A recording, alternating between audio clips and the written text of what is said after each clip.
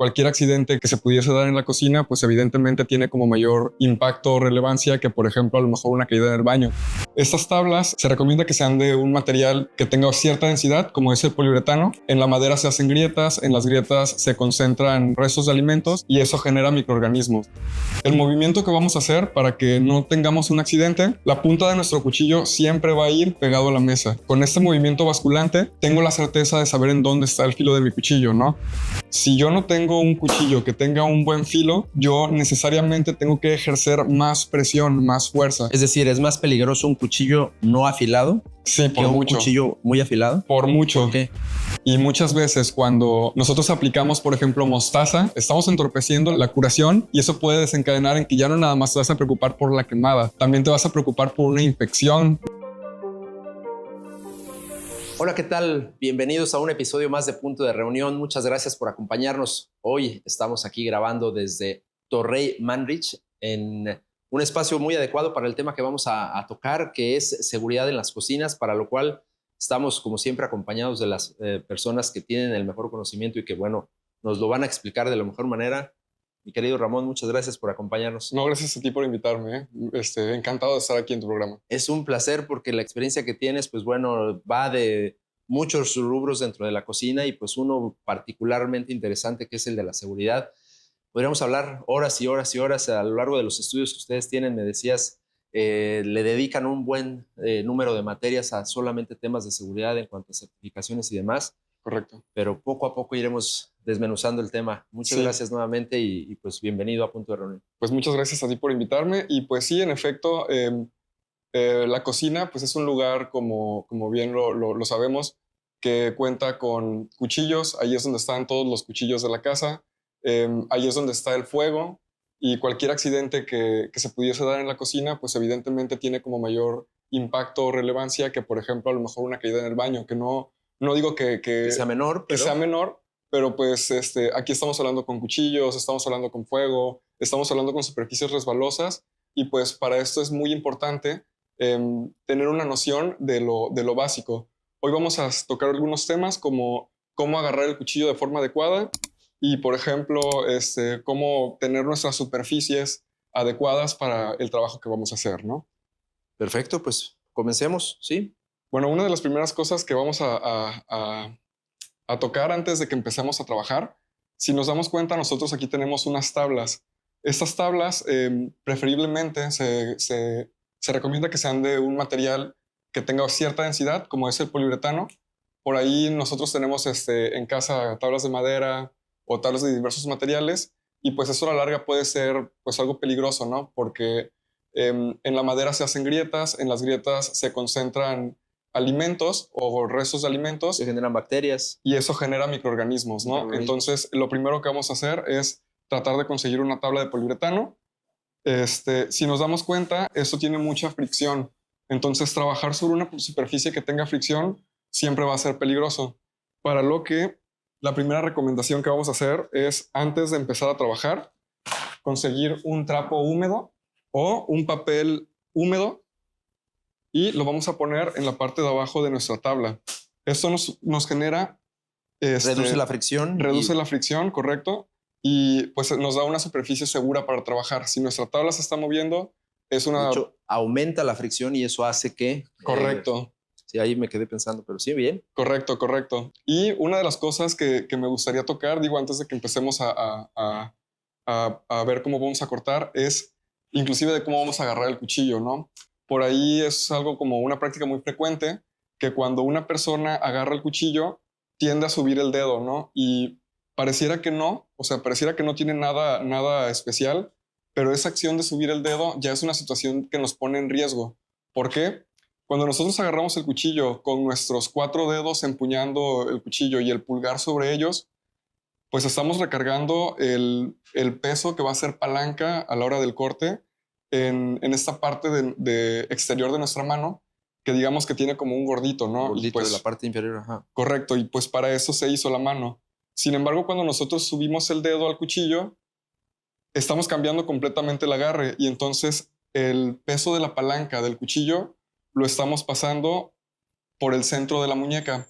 Resulta que en el centro de la muñeca es por donde pasan todos nuestros nervios y Al final del día, a la larga, con el uso repetitivo de estar pues presionando nuestros nervios contra el ligamento carpiano, desarrollamos algo que se llama túnel carpiano y pues la gente puede dejar de percibir sensibilidad en la mano o incluso perder el movimiento, ¿no? Entonces, la primera recomendación después de tener una tabla como sólida es agarrar el cuchillo de forma adecuada. Ahora, por aquí yo tengo unas zanahorias y vamos a hacer unos bastones. Lo primero que tenemos que hacer para que esto sea seguro va a ser seccionar la zanahoria en partes que podamos manejar, porque un trozo largo de alguna verdura, la que sea, generalmente va a hacer que nuestro corte sea más impreciso, ¿no? Vamos a hablar un poquito de cómo vamos a agarrar estas verduras.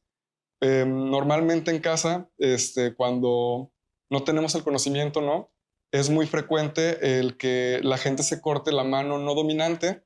Ejemplo, Derecho. yo soy derecho, mi mano no dominante es la izquierda, entonces, pues las estadísticas me dicen que yo tengo más propenso a cortarme con la mano izquierda, pero generalmente eso pasa por una mala práctica que sería, pues, dejar todos mis dedos hacia adelante, ¿no? Lo primero que tenemos que saber para cortar de forma segura es, según yo tengo la palma de mi mano extendida, voy a retraer las primeras falanges y así es como voy a agarrar mis insumos, ¿no? Es como si estuviera Casi con las uñas. casi con las uñas, que para esto también uñas en cocina larga no van, jamás.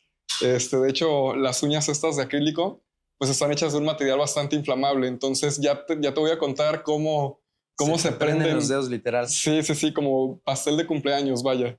Entonces, como decíamos, vamos a agarrar nuestros productos casi como si les estuviéramos presentando la uña y nuestro cuchillo lo vamos a deslizar sobre la parte dorsal de nuestros tres primeros dedos, sobre las falanges, ¿no? El movimiento que vamos a hacer para que no tengamos un accidente es un movimiento basculante de adelante hacia atrás. Con la mano dominante que tiene el cuchillo. Con la mano dominante que tiene el cuchillo sin despegar la punta. La punta de nuestro cuchillo siempre va a ir pegado a la mesa. Entonces, con este movimiento basculante, yo tengo la certeza de saber en dónde está el filo de mi cuchillo, ¿no?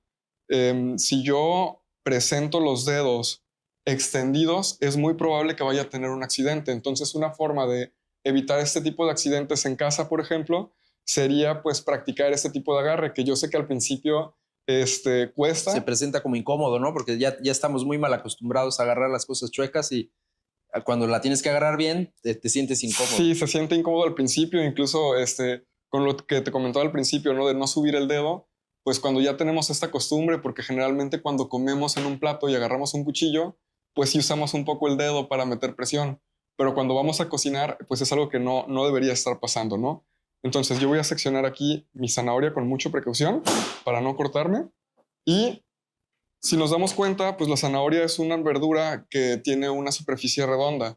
Entonces, como un consejo de seguridad, que es lo primero que tendremos que hacer, es generar en la zanahoria una base lisa para que podamos utilizarla para realizar nuestros siguientes cortes, ¿no?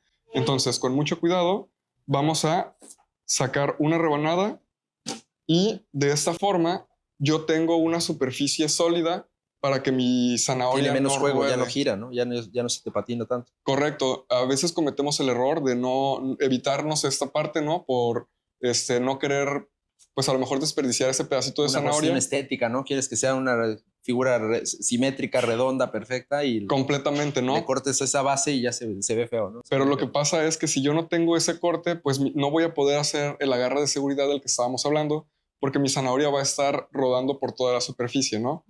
Entonces, yo agarro mi zanahoria, dijimos que vamos a ponerla sobre las falanges y vamos a realizar un corte. Aquí tengo como un acote muy importante. Muchas personas piensan que tener un cuchillo afilado es algo como peligroso en la cocina, cuando en realidad es todo lo contrario. Si yo no tengo un cuchillo que tenga un buen filo, yo necesariamente tengo que ejercer más presión, más fuerza. Es decir, ¿es más peligroso un cuchillo no afilado? Sí, por mucho. ¿Un cuchillo muy afilado? Por mucho. ¿Por qué? Porque cuando nosotros tenemos un cuchillo afilado, nosotros podemos hacer cortes firmes sin necesidad de excedernos en la fuerza. Tenemos un mayor control, ¿no? Okay. A mayor presión, a mayor fuerza, o sea, menor filo del cuchillo, yo tengo la tendencia a que pierdo más el control. Entonces mi hoja se puede ir de lado y podría pues cometer un accidente. Y el caso de daño, el daño es mayor también porque le estás aventando más fuerza porque como no Correcto. tiene filo. Correcto, a lo mejor una cortada que pues no sé, te pudiste haber evitado, con una fuerza mayor pues puedes resultar como una laceración más grande o incluso la amputación de un miembro, ¿no?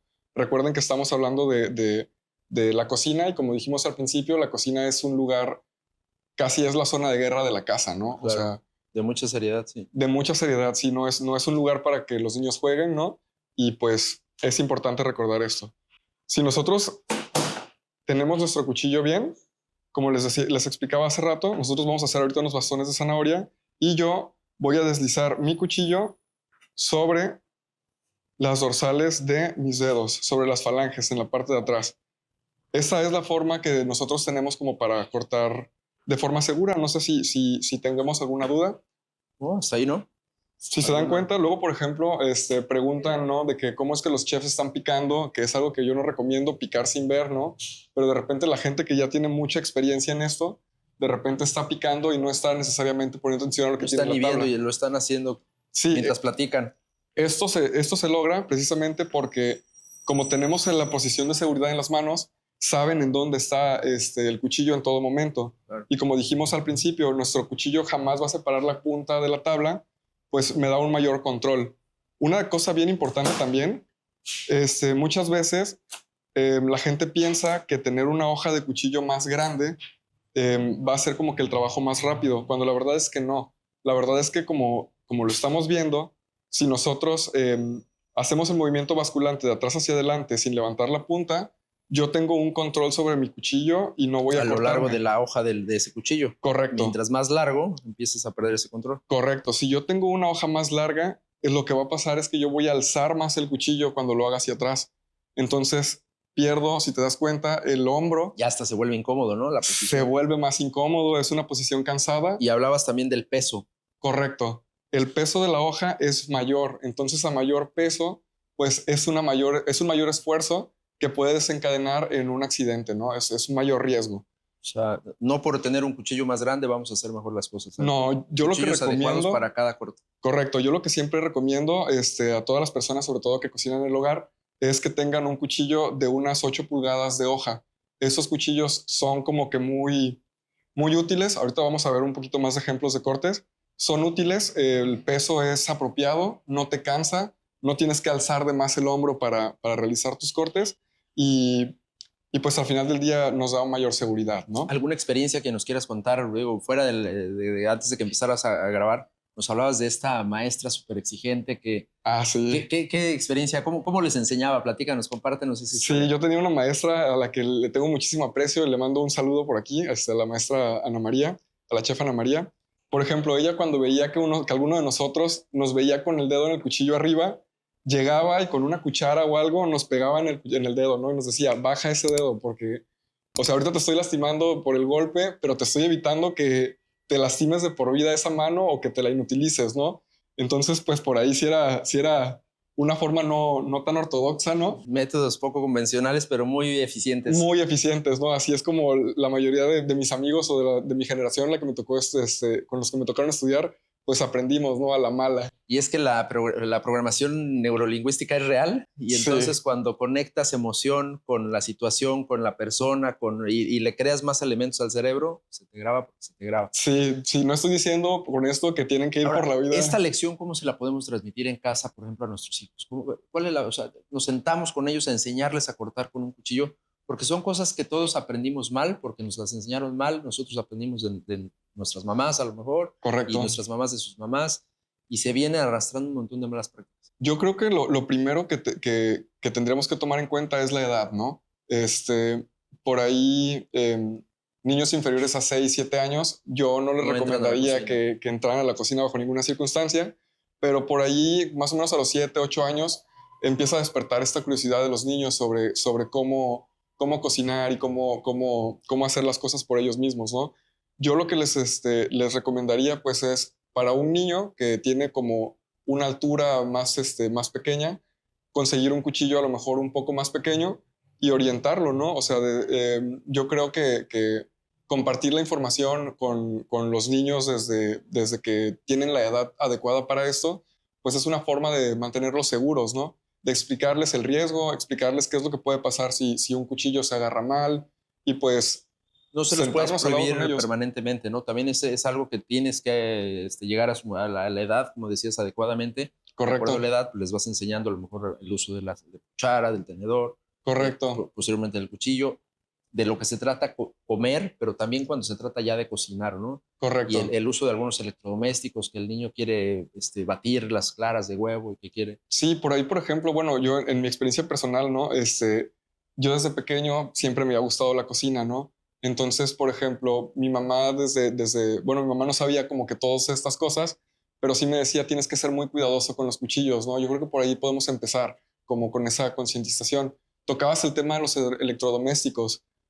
Concientizar, por ejemplo, el microondas, no le puedes meter metal, ¿no? Y en tratar de explicárselo a los niños, yo creo que mientras ya tengan la edad adecuada y todavía sean receptivos a ese tipo de información, pues es una herramienta bastante útil, ¿no? El compartir con tus hijos, sentarte, tomarte 2 minutos, explicarle así de, pues no sé, la cocina es el lugar que de la casa que nos da el motor de vida, ¿no? De aquí sacamos como que nuestro combustible, pero también es un lugar donde podría pasar esto, explicarles, a lo mejor, bueno, ahorita en internet hay como 1 millón de ejemplos, ¿no? De qué puede pasar si le metes un tenedor al microondas, explicarle al niño, o sea, qué puede pasar si la licuadora, por ejemplo, que es otro electrodoméstico que digamos es bastante peligroso para los niños, pues la carta de la información siempre es la carta de la seguridad, ¿no? Bien. Entonces, pues yo sí estoy como muy a favor de que los niños aprendan desde pequeños y sobre todo nunca hacer esto, o sea, nunca dejarlos libres sin la supervisión de un adulto. O sea, yo sí estoy a favor de que los niños aprendan, pero jamás los dejaría solos en la cocina porque pues ahí podrían pasar accidentes, ¿no? Bien. Como les decía, bueno, ahorita tenemos 2 tablas. Vamos a tocar un poco el tema de la contaminación cruzada y los tipos de contaminación en la cocina. Algo bien importante, más allá de los derrames, por ejemplo, que pueden ocasionar accidentes, digamos, físicos en la cocina, que también es bien importante hablar sobre el tipo de calzado adecuado. En la cocina se tiene que tener siempre calzado antiderrapante, por ejemplo, independientemente de las cortadas o las quemaduras, que digamos que es lo primero que se nos viene a la mente cuando imaginamos un accidente laboral. Una de las cosas que también deberíamos tomar en cuenta es la higiene como forma de seguridad en la cocina, ¿no? Yo he tenido la oportunidad de dar clases a adultos mayores y de repente, pues una de las cosas que les explico, ¿no? De las temperaturas de riesgo, cómo a veces hacemos la comida, dejamos los espaguetis para que el niño cuando llegue de la escuela pues tenga algo que comer, ¿no? Y de repente, pues esos espaguetis ya pasaron más de 4 horas afuera del refrigerador en la estufa y se los damos de comer a los niños, ¿no? Entonces, pues esa es una mala práctica de higiene. Ahorita vamos a tocar un poquito más, a afondar un poco más ese tema. Cuando les explicaba, pues, a las personas, ¿no? De las temperaturas de riesgo, de cómo un producto fuera de refrigerador o en una temperatura arriba de 4 grados, pero inferior a 65, es un nido de cultivo para microorganismos, ¿no? A veces no nos damos cuenta, pero esas fallas de higiene generan que nuestros familiares se enfermen dentro del hogar. De hecho, te comentaba, yo daba clases a adultos mayores y por ahí después de explicar esto a algunas de las personas, me decían, chef, es que ¿qué crees? Que mi esposo o mi hijo, ¿no? Siempre se la pasaba mal del estómago y yo le echaba la culpa a los tacos, ¿no? Me di cuenta que dejaba las cosas a temperatura ambiente durante más de 4 horas, lo dejé de hacer y toda mi familia ha estado como que muy sana, Se ¿no? resolvieron sus problemas intestinales. Resolvieron sus problemas intestinales, ¿no? Exactamente. Vamos a tocar el tema de la contaminación cruzada. Ahorita vamos a hacer una receta, por ejemplo, que pues no es algo que recomiende, pero es algo que me interesaría tocar como un tema de cómo ¿Qué hacerlo es esto de la adecuadamente. contaminación cruzada y por qué es importante? Bueno, la contaminación cruzada, existen varios tipos de contaminación en la cocina, ahorita que estábamos hablando sobre desarrollo de microorganismos y demás. Existen, digamos, los 3 tipos básicos de contaminación, los más importantes son la contaminación física, la contaminación química y la contaminación biológica.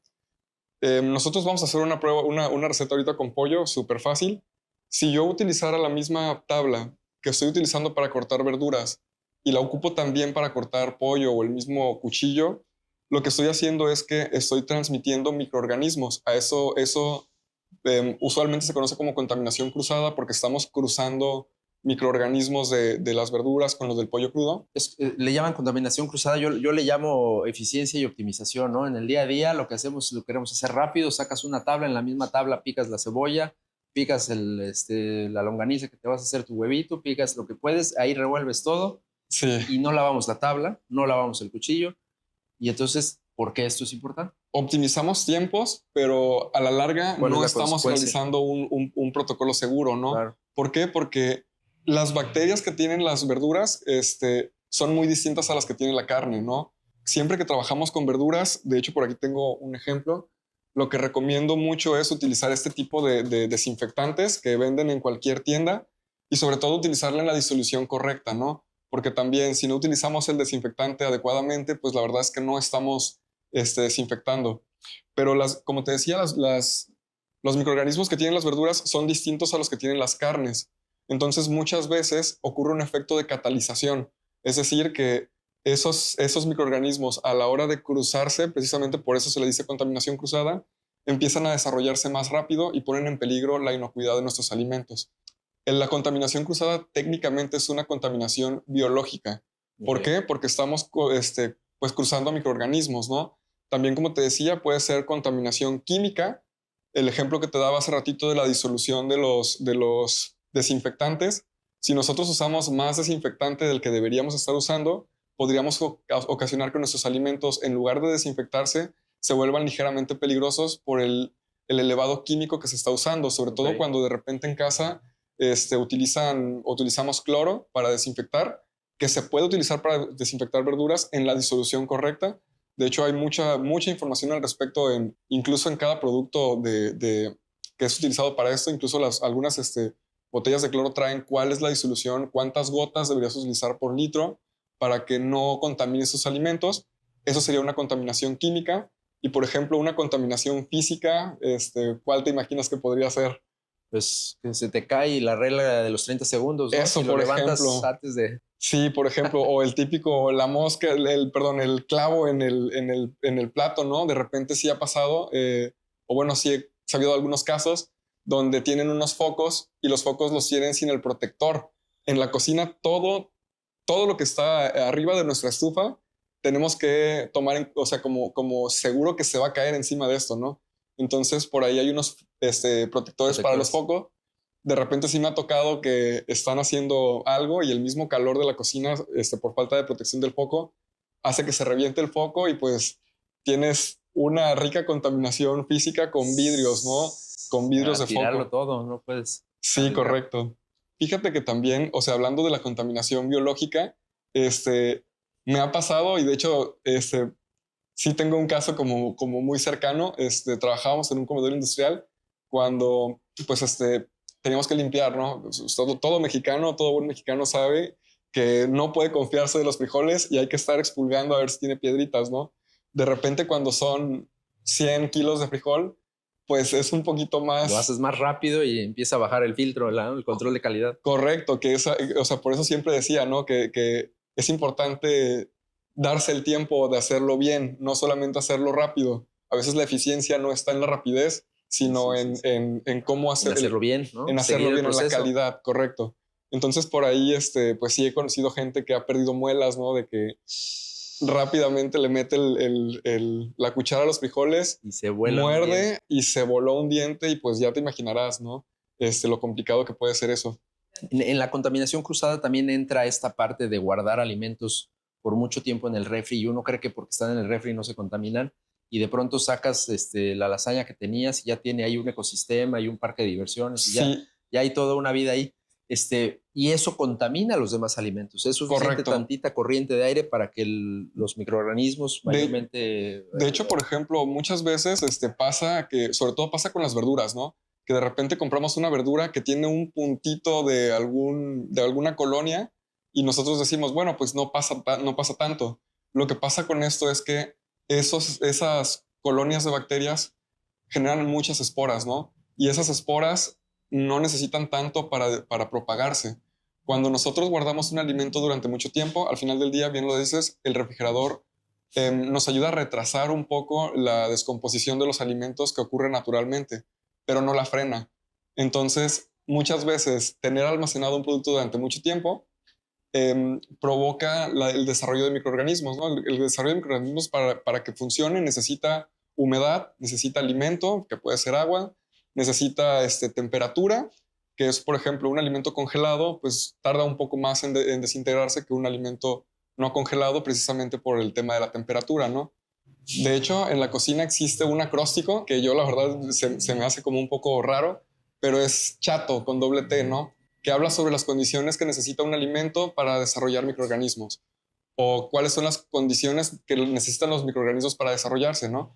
Una de las C es por comida, que pues precisamente representa los alimentos de donde van a obtener nutrientes. Cualquier componente orgánico, ¿no? Cualquier componente orgánico es comida para microorganismos. Necesita acidez. Dependiendo de la acidez de los productos, va su descomposición o no, o su generación de microorganismos o no. Comida, la H. La H es por humedad, perdón. Humedad, es decir, necesitamos presencia de agua o presencia de humedad. Acidez. Acidez es por la T es por temperatura, pero también por tiempo. Y la O de oxígeno. La mayoría de los microorganismos que nos hacen daño generalmente son aeróbicos, necesitan oxígeno para poder sustentarse, ¿no?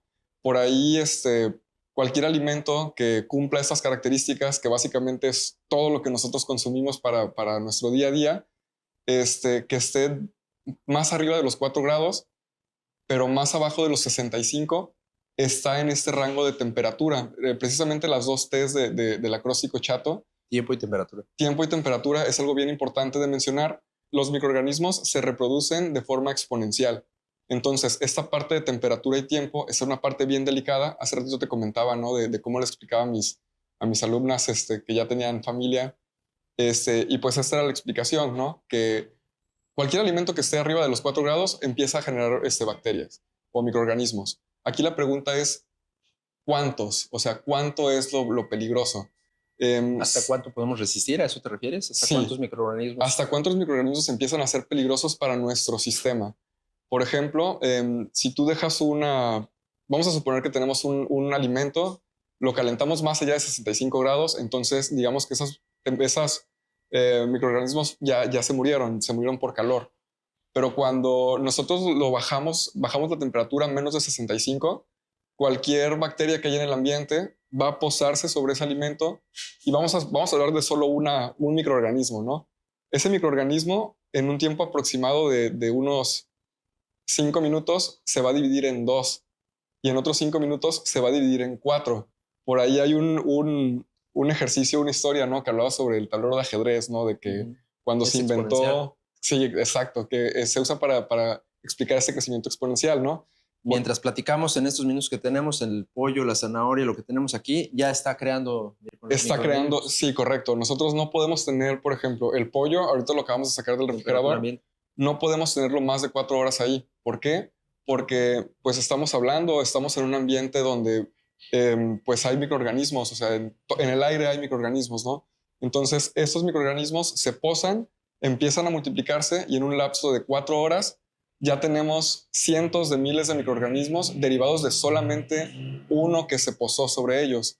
Entonces, por eso hablábamos de la temperatura y el tiempo, de la importancia sobre la temperatura y el tiempo. Se tiene que tomar como un alimento potencialmente peligroso cualquier alimento que haya estado en una temperatura superior a 4 grados, pero inferior a 65 grados durante más de 4 horas.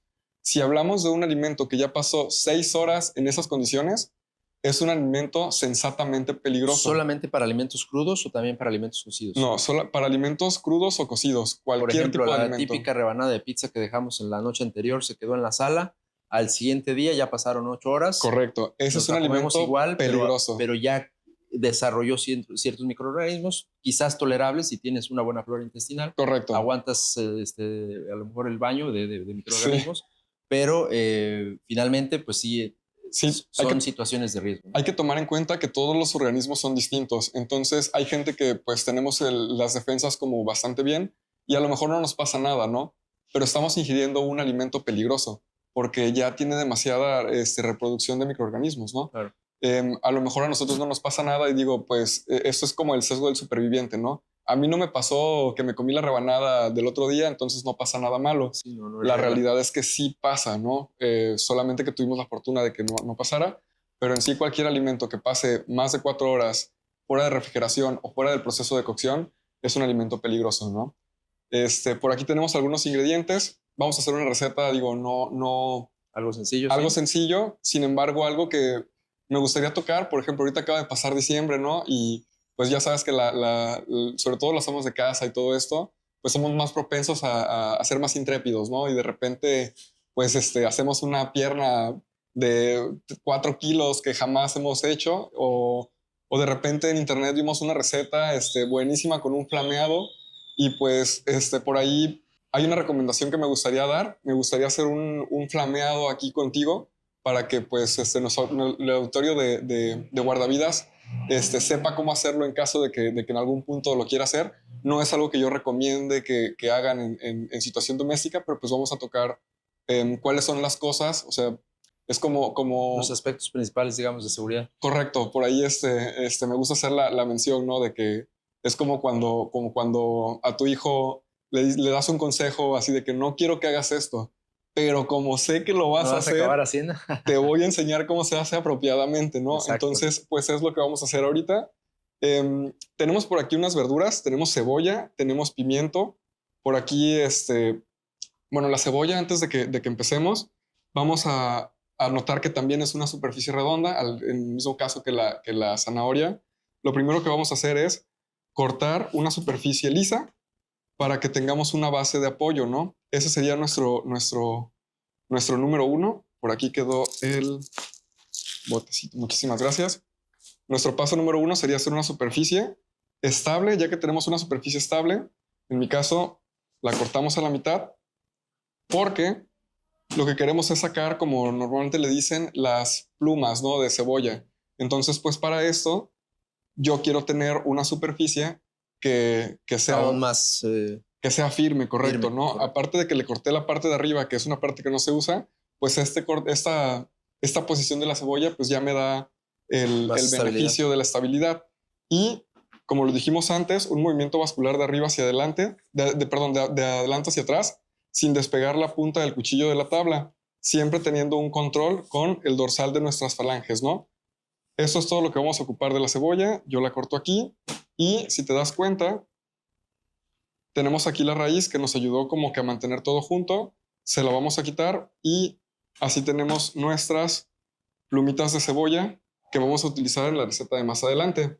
Ahora, como me gustaría saber si aquí nuestro anfitrión Alonso ha puesto atención, a él le va a tocar hacer unas plumitas o hacer unas julianas de pimiento.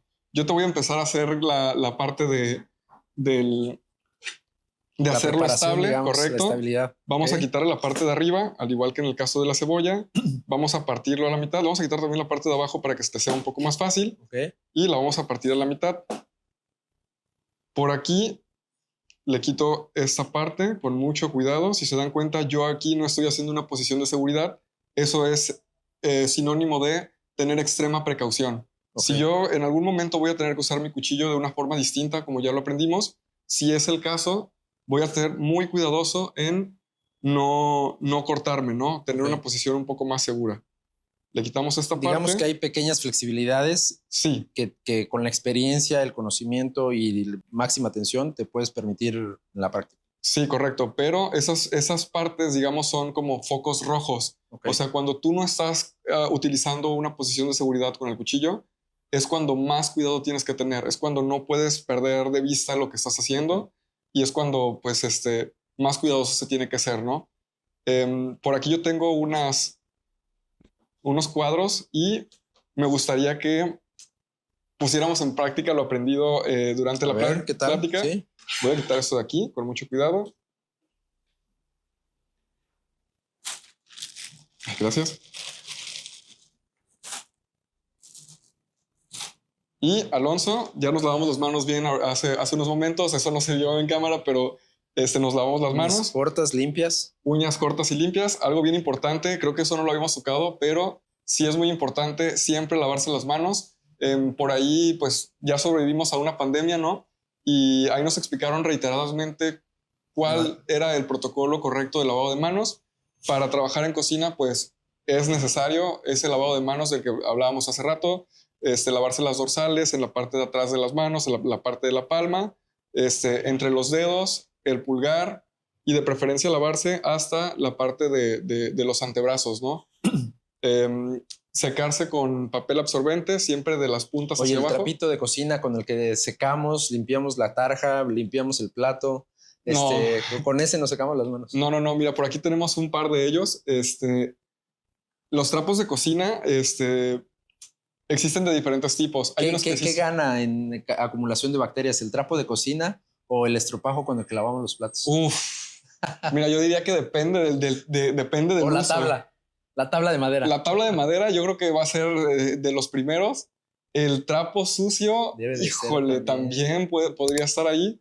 Y definitivamente la esponjita. De hecho, sé que hay personas que me van a querer crucificar con lo que estoy diciendo, pero hay unas fibras verdes que no tienen la parte de la esponja. Esas son mejores porque no almacenan tantos la que es solo verde, la que es sólida verde. La que es sólida verde, exactamente. Por ahí hay unas de unas marcas muy buenas que no despintan tanto. O sea, si tu fibra está despintando el color verde a la basura directamente, o sea, estás contaminando más.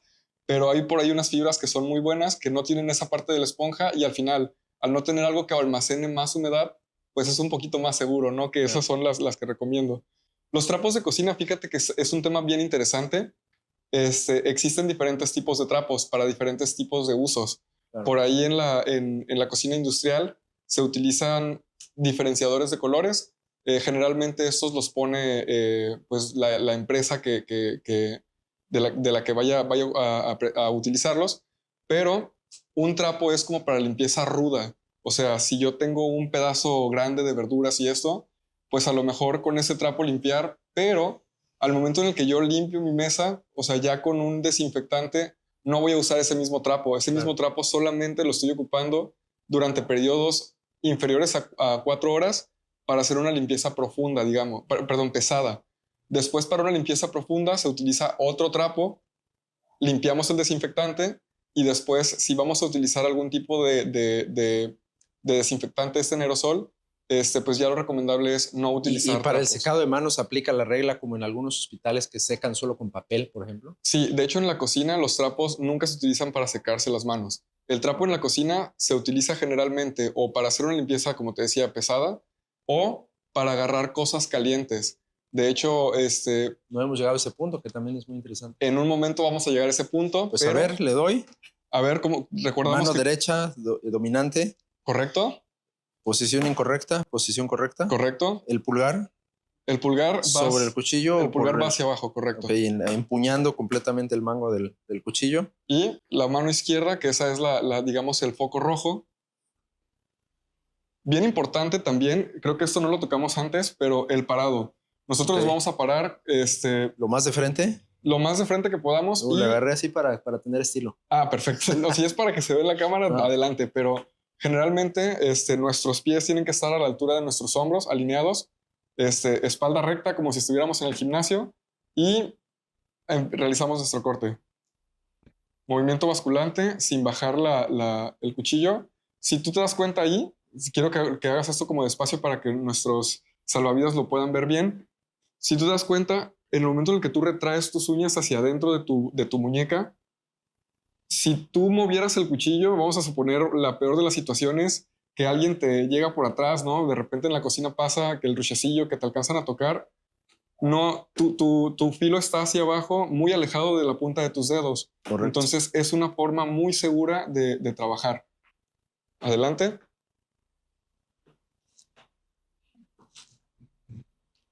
Me da gusto que hayas puesto atención. Sí, bastante bien, ¿eh? Se pega todo en el cuchillo. Sí, hay algunos cuchillos, se llaman santokus, que tienen como unas burbujas de aire, que eso evita que se pegue, ¿eh?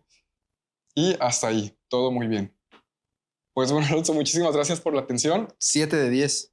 Vamos a ponerle un 8, ¿eh? Yo creo que estuvo bastante bien. Muy bien, profe. Y bueno, vamos a terminar rápidamente de cortar esto, siempre apoyado con el dorso de nuestros dedos para saber en dónde está el filo de nuestro cuchillo. Y aquí viene una pregunta bien interesante.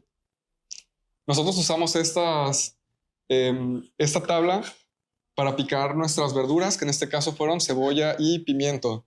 También vamos a picar unos cubos de pollo. ¿En la misma tabla?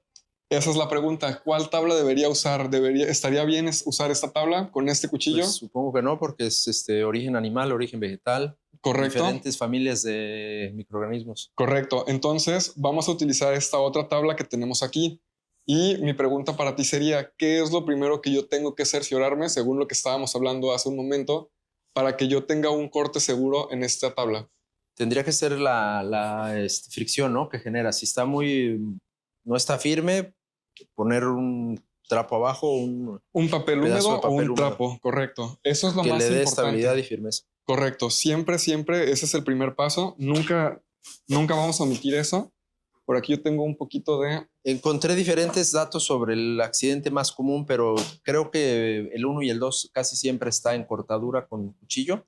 Correcto. Y quemaduras, ¿no? Esos casi siempre son los 2 accidentes más comunes.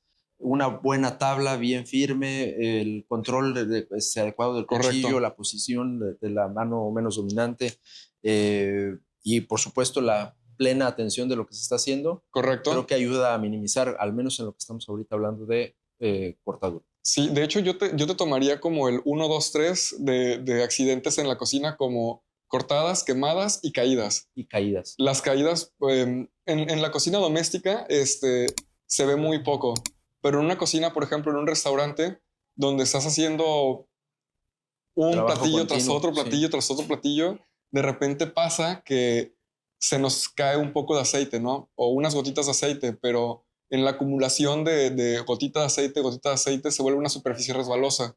Algo bien importante que hay que tomar en cuenta sobre esto es tener un buen diseño. O sea, de repente yo he entrado a cocinas en casas donde el piso se ve lustroso y hermoso, pero no es un piso adecuado para la cocina. Así como existe por ahí el piso para baños, que también minimiza la fricción, el tipo de piso de cocina también para evitar las caídas. Las caídas, ok.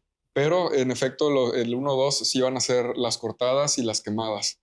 Bueno, para hacer nuestro corte de pollo, ya tenemos nuestra tabla con una superficie que evita la fricción. Y vamos a agarrar otro cuchillo precisamente para evitar la contaminación cruzada. Hace ratito hablábamos de la contaminación, tipo de contaminaciones física, química y biológica. Lo que estamos evitando aquí es una contaminación biológica, ¿no? Entonces, con mucho cuidado, vamos a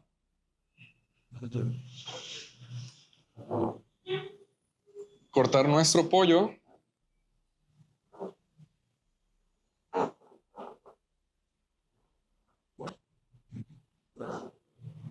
Y lo vamos a resguardar. Vamos a salpimentarlo.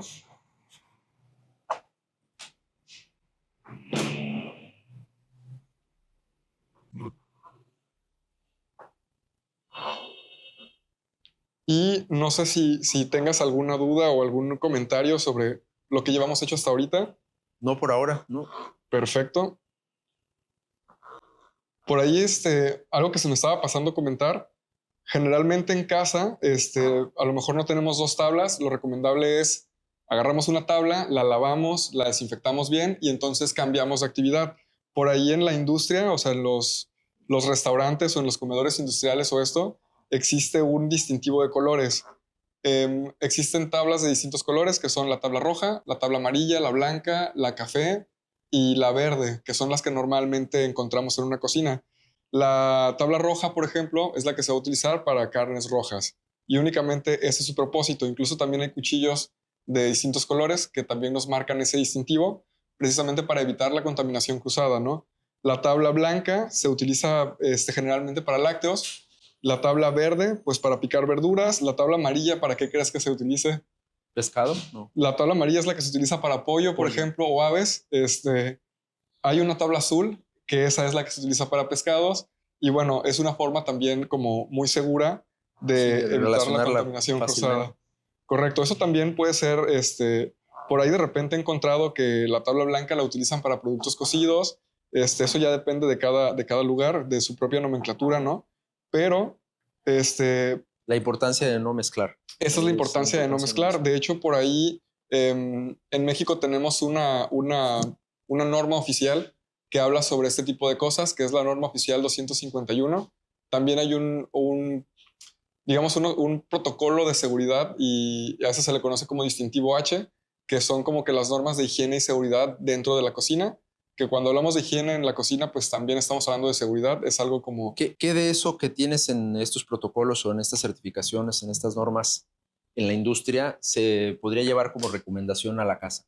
Por ejemplo, el extintor. Es un elemento que no tenemos. Correcto. En la industria es obligatorio, se sabe que se tiene, las empresas invierten, pero en casa normalmente no tenemos un extintor, no sabemos qué tipos de fuego hay, qué tipos de extintores. ¿Qué elementos serían esos que de la industria nos deberíamos de preocupar por tener en casa? Fíjate que yo creo que uno de los primeros y los más básicos es tener una crema antiquemaduras, ¿no? O tener un kit de primeros auxilios para reaccionar a este tipo de cosas. El extintor también lo considero algo bastante necesario. De hecho, hay unos extintores que son precisamente para uso doméstico, Más pequeños. Son más pequeños. Por ahí depende del tipo de extintor. Si no me equivoco, es el K y el F los que están más diseñados para cocina. El tipo de fuego de cocina. Para el tipo de fuego de cocina, que está también relacionado con grasas y todo esto. De hecho, te voy a contar, por ahí trabajé en un restaurante donde trabajábamos muchas carnes, ¿no? Cortes de carnes que pues tienen un porcentaje de grasa alto, ¿no? Y de repente, de estar trabajando en un rush de domingo que se acumula mucha grasa. Se acumula mucha grasa. En la parrilla, en las canaletas de la parrilla, se empezó a incendiar la grasa de estos cortes. Y una persona llegó con un bowl de agua a apagarlo, aventó el agua y pues resulta que cuando tú juntas aceite en combustión o aceite muy, muy caliente con agua, se producen unas llamaradas increíbles, ¿no? Entonces es muy importante tener el tipo de extintor adecuado para no ocasionar un accidente mayor cuando ya tienes como una emergencia. Hay alguna normativa relacionada con ventilación también, ¿no? Sí. Una cocina ventilada siempre va a ser más segura. Sí, de hecho, por ahí, incluso con el tema del gas, ¿no? Estamos nosotros, las cocinas son puntos de combustión y como bien sabes, la combustión necesita, pues primero que nada, un combustible, pero también genera un residuo. Entonces, una cocina que no está bien ventilada, el primer riesgo que podemos notar es qué pasa si hay una fuga, ¿no? Tenemos una fuga de gas en un lugar donde no hay ventilación, se empieza a acumular el gas. Una cocina que está bien ventilada y que tiene una pequeña fuga de gas no es algo tan peligroso, porque la misma ventilación esparce el gas. Esparce el gas y el gas, si no está muy concentrado, pues es difícil que encienda. Sin embargo, una cocina que no tiene nada de ventilación, así sea una fuga mínima, es muy peligrosa porque empieza a acumularse el gas y entonces cualquier chispa puede llevar a un accidente bastante fuerte, ¿no? Pero hay otra cosa de la que generalmente no se desconoce o no se habla tanto, que es el residuo de la combustión. Por ahí, incluso recuerdo que me contaban mis abuelos y esto de que antes, igual cuando hacía mucho frío en algunos lugares y no existía como que la calefacción, metían el anafre, ¿no? Y eso generaba dióxido de carbono. El dióxido de carbono desplaza el oxígeno y al final la gente acababa pues... Intoxicada y muerta. Intoxicada y muerta por falta de oxígeno o por monóxido de carbono, ¿no? Sí. Eso pasa también en las cocinas. En el momento en que nosotros estamos quemando pues gas, estamos consumiendo también el oxígeno de la sala y cuando no tenemos una ventilación adecuada en la cocina, pues inclusive podríamos empezar monóxido de carbono. Podríamos generar monóxido de carbono. De hecho, por ejemplo, en la industria se utilizan los extractores, ¿no? Correcto. De hecho, es normativa tener un extractor. Yo he estado en cocinas donde de repente el extractor se apaga y se empieza a acumular humo en la parte de arriba que es claramente visible. Operaciones, ¿no? ¿Qué hacen en eso? Sí, se tiene que parar operaciones. Sin embargo, bueno, en algún caso sí vi un poco de negligencia, ¿no? Porque pues estaba ganando el servicio, era un comedor industrial, se paró el ventilador del extractor y pues la gente decía, es que el humo, o sea, el techo está muy alto, el humo todavía se alcanza a ver, pero lo que no se dan cuenta es que no todo lo que o sea, no necesitas ver el humo para que estés respirando cosas que están gases presentes que no estás viendo y que puedes asumir por sentido común que es seguro y estás respirando. Correcto. Esa vez, por ejemplo, a mí me tocó ver 2 personas que estuvieron a punto de desmayarse porque aunque el humo estuviera muy arriba, pues la verdad es que los gases tóxicos ya estaban empezando a desplazar el oxígeno. Oye, Entonces, Ramón, hablabas de un gel o algún producto para quemaduras. La reacción correcto. inmediata, nos quemamos con un sartén, con aceite hirviendo, y hay 1000 recetas, ¿no? Y te dicen, ponte mostaza, ponte hielo, mete la mano en hielo, agua fría, agua caliente, miel. ¿Qué sería lo inmediato que tenemos que hacer si nos quemamos en una situación así?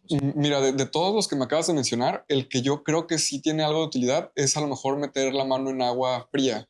¿Por qué? Porque detienes el calor. A veces, sobre todo cuando es algo muy abrasivo, como puede ser una quemadura con aceite, o incluso la gente que trabaja con caramelo, ¿no? Que está pues a una temperatura muy elevada. Y se pega, ¿no? El caramelo. Se pega, correcto. Entonces, agua fría puede ser una buena manera de digamos, cortar la fuente de calor. Sin embargo, de repente hay gente que dice mostaza o clara de huevo, yo la verdad es que no recomiendo nada de eso. O sea, al final del día, una piel que sufrió una quemadura necesita un proceso de regeneración. O sea, la piel necesita curarse, ¿no? Y muchas veces cuando nosotros aplicamos, por ejemplo, mostaza, lo único que estamos haciendo es agregar un agente. Correcto. Estamos entorpeciendo la curación y eso puede desencadenar en que ya no nada más te vas a preocupar por la quemada, también te vas a preocupar por una infección relacionada a los productos que te pusiste en la mano para prevenir esa quemada. La verdad es que, como te decía, yo sí considero como muy necesario, no voy a decir útil, sino necesario, que en cualquier lugar donde vayamos a tener una fuente de calor directa, como es una estufa, tengamos pues un gel que prevenga ese tipo de quemaduras. Es como decir, si vas a trabajar con una serpiente, tienes que tener el antídoto a la mano, ¿no? Claro. En el caso de nosotros, pues la serpiente es la estufa y el antídoto sería pues nuestra crema para quemaduras, ¿no? Buenísimo. Y es que en una cocina, para donde quiera que volteamos, tenemos alto riesgo. Son temáticas que tienen que ver con gases, con eléctrico, con utensilios, con los alimentos. Por lo cual, pues vamos a hacer una segunda entrega. Nos gustaría que disfruten mucho de este primer episodio. Y en la segunda parte vamos a ver otra sección de la cocina más relacionada con la preparación de los alimentos. Ramón, muchas gracias. Muchas gracias a ti y un saludo para todos los guardavidas que nos están viendo y escuchando, ¿no? Los esperamos en la segunda entrega de este episodio especial que estamos grabando aquí desde Torrey Manrich, que nos hicieron favor de prestarnos sus instalaciones. No se lo pierdan. 3 razones para pertenecer al Hub de Seguridad. 1. Obtener información de primera mano de expertos nacionales e internacionales. 2. Capacitarte en nuestra plataforma y campus virtual con cursos certificados. Y 3. Ser parte de la comunidad digital de prevención y seguridad más influyente en Latinoamérica. Síguenos en nuestras redes como @el Hub de Seguridad MX.